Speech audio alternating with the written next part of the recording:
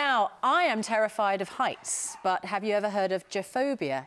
It's no joke, it's a fear of cakes. Our next guest, Rachel Lee, knows all about the condition. She's been living with it for almost all of her life. She's determined to try and conquer her fear because she wants to share wedding cake with her husband on their special wedding day. And she's here with psychologist Jo Hemmings. Very good morning to you both. Rachel, when people hear you have a phobia of cake, they're going to think that you're joking. Yeah. This is actually a serious psychological condition for you, isn't it? OK, so what happened? Why are you afraid of cake? I had it when I was a toddler and I was sick. Haven't eaten it since. You were simply sick or you choked? I was sick. I was just sick. And then when I got to 5-year-old, went to birthday parties. It was there, I realised that I was afraid of it. You were afraid of it? Yeah. I couldn't be in the same room as it.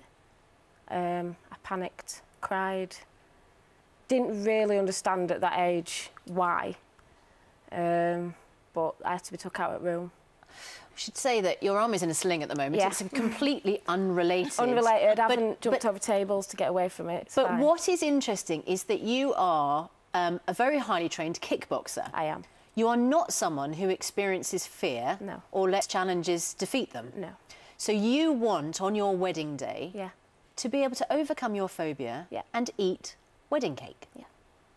Why not just get a different sort of wedding cake? I mean, people have tiers out of cheese, or you could have a cheesecake, or... I want to be able to be in the same room. I don't think it's fair that everyone else should miss out on having puddings and cakes after the dinners, and I want to be able to sit in the same room as them and feel comfortable eating it.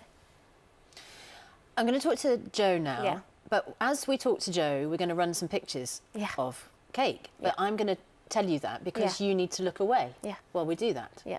So if you, I mean, it's a bit like the football scores, you know, look away now while we run the pictures of the cake. Jo, you know, I can imagine that some people won't take this seriously because it sounds... You know, I mean, who could be scared of cake? Odd phobia, that's right. So, I mean, you know, it's got a name, Jophaboia. It has something, but... Rachel, they've stopped the pictures now. There's a lot of food-related phobias. When somebody is suffering from that kind of an irrational fear, it feels very, very real to them. I talked to Rachel earlier, a lot of her symptoms, sweating palms, the fact that she feels deeply anxious, feeling really sort of wobbly, sort of weak-legged, all that, they're typical symptoms of the kind of anxiety disorder that a phobia is. So if it's real to Rachel, then it's real, even though it's one of the more unusual phobias. So for lots of people, it's the equivalent of looking down from the top of a building or seeing a spider or something like that. Most of us can avoid those situations. Rachel has a big event, her wedding. She wants to eat wedding cake with her husband on her wedding day. And why not? What can she do to overcome the phobia? Okay. And when is the wedding, Rachel? We don't know yet. We haven't set a date. So I wanted to get this done first. It's in the next first. few months or years, isn't it? OK, so you may have years to prepare. Yeah.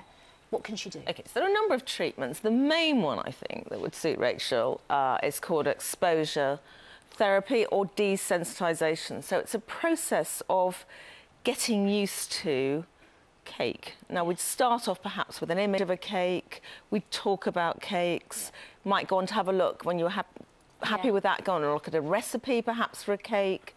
Then when you were happy with that, perhaps go to a bakery. That's sort of how it works. You can see the behind the scenes of a bakery, in the bakery shop, and then even go on to perhaps you making some sort of cake, so that you're progressively introduced to cake until you feel comfortable with it. Isn't it? And how uncomfortable, as you hear Jo saying that, does that make you feel? Very. I can feel my chest tightening up. And sorry, no, it's Rachel. fine. It's fine. Yeah, very. Like just the thought of having to do that scares me. You do it slowly and progressively, so I'm just putting it together as one thing, and of course that will make you anxious, but we'd start very slowly and only move on to the next stage when you're ready. Well, I'll leave you in Jo's capable hands. I really appreciate you coming in to talk to us about it. I mean, you know, you've explained it very, very clearly, and good luck, because I hope you can achieve your dream. And good luck with the wedding planning as well. Lovely, lovely, lovely to see you. Jo, thanks very much.